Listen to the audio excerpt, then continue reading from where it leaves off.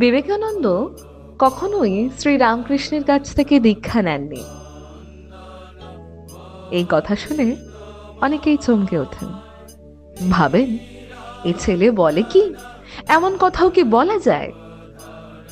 আমি বলি, একবার ভেবে দেখো তো, দীক্ষা কি সত্যিই বিবেকানন্দ নিয়েছিলেন, নাকি দীক্ষা নিয়েছিলেন নরেন্দ্রনাথ দত্ত?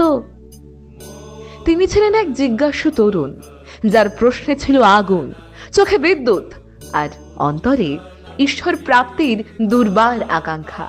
তিনি ঘুরে ঘুরে জিজ্ঞেস করেছিলেন, তুমি কি ঈশ্বর দেখেছ?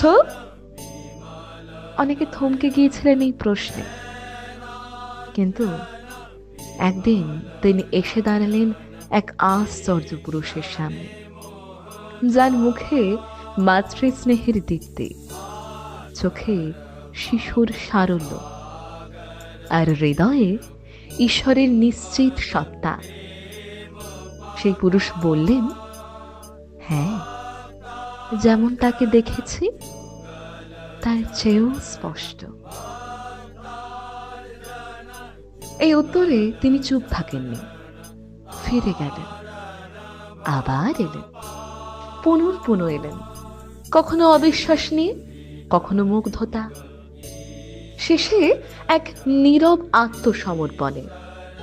তিনি নিজেও টের পাননি কবে তার যুক্তি গলে গেল অনুভবে, কবে অহংকার ডুবে গেল প্রেমে, আর কবে এক অদৃশ্য জ্যোতিতে তিনি সত্যকার দীক্ষা গ্রহণ করলেন। এই দীক্ষা ছিল না কোনো আনুষ্ঠানিক রীতি, ছিল না কোনো মন্ত্র, কোনো মালা।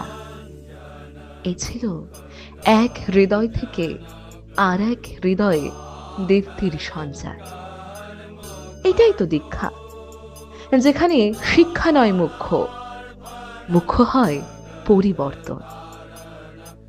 আর সেই কারণেই বলি, দীক্ষা নিয়েছিলেন নরেন্দ্রনাথ। বিবেকানন্দ তখনও জন্মাননি, তিনি তখনও নরেন্দ্রনাথের অন্তরেই ছিলেন। যেমন চণ্ডাশোক দীক্ষা নিয়েছিলেন, তখনও ধর্মাশোকের জ্যোতি জাগেনি।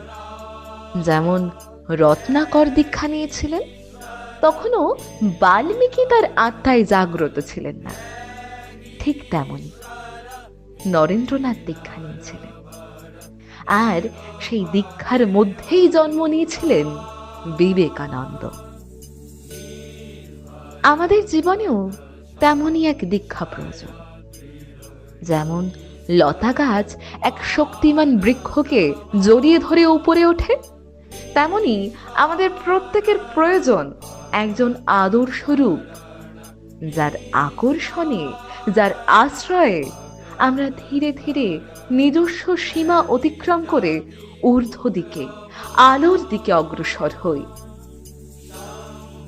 দীক্ষা মানেই সেই আশ্রয়, সেই কেন্দ্র, যার চারপাশে আত্মা নিজেকে গড়ে তোলে, যার নির্ভরতায় জীবনের অর্থ খুঁজে পায় নতুন ব্যাখ্যা। দীক্ষা ছাড়া শিক্ষা যেমন নিঃসার, তেমনি দীক্ষা যদি আত্মাকে না জাগায়, তাহলে তা কেবল ব্যাধঝাঁচার। আজও অনেকেই বলেন, দীক্ষা নাও, হাতের জল শুদ্ধ হবে। আমি বলি, এই প্রকার দীক্ষার আমাদের জীবনে কোনো প্রয়োজন নেই। যে দীক্ষা কেবল বাহ্যিক আচরণে সীমাবদ্ধ, যার উদ্দেশ্য কেবল হাতের জল শুদ্ধ করা, সে দীক্ষায় নেই অন্তরের পরিবর্তন। আমাদের প্রয়োজন সেই দীক্ষার, যা আত্মাকে জাগায়, যা দক্ষতাকে গড়ে তোলে, যা মানুষকে করে উন্নততর, আর অহংকারকে গলিয়ে বিবেককে প্রস্ফুটিত করে তোলে।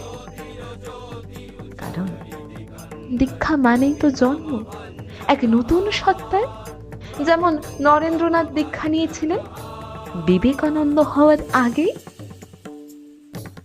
সেই দীক্ষা যদি সত্য হয়, তবে তুমিও একদিন বদলে যাবে। তুমি যা এখন, তার থাকবে না। তুমি হয়ে উঠবে তোমার অন্তরের নিজস্ব এক বিবেকানন্দ।